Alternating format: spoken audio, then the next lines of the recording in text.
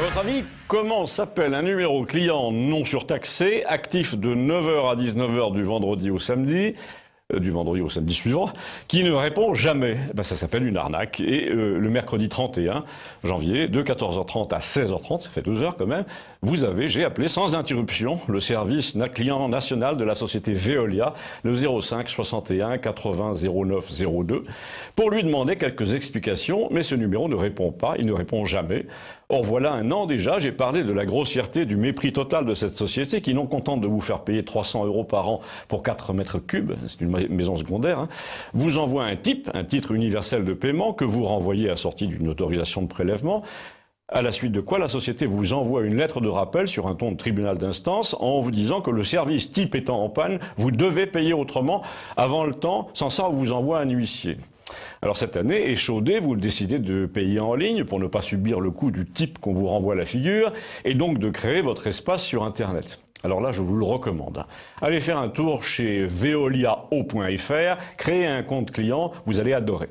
D'abord, vous déclinez tout votre pédigré, ensuite on vous demande de donner votre numéro de contrat, genre 17 chiffres.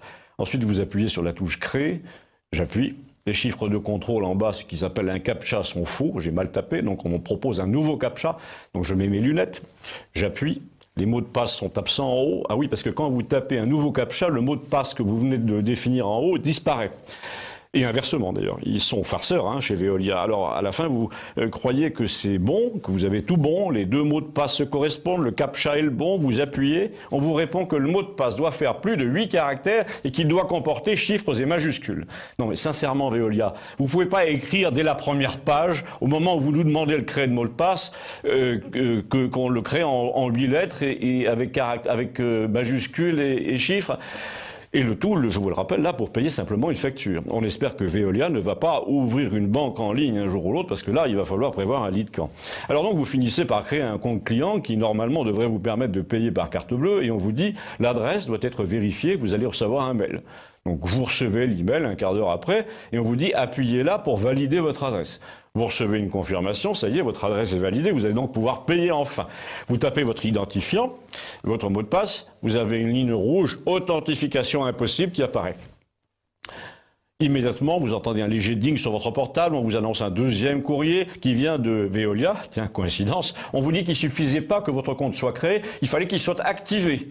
Alors à présent, vous appuyez là pour l'activer. Vous retournez donc sur le site, vous tapez scrupuleusement votre identifiant, ça ne marche toujours pas. Ça dure une heure, quand en parallèle, mon téléphone recompose sans cesse le numéro client national que je vous ai cité au début, non surtaxé, pour être systématiquement déconnecté au bout de 50 sonneries. De quoi vous plaignez-vous, me dira-t-on? Un numéro non surtaxé qui ne répond pas, c'est encore moins cher.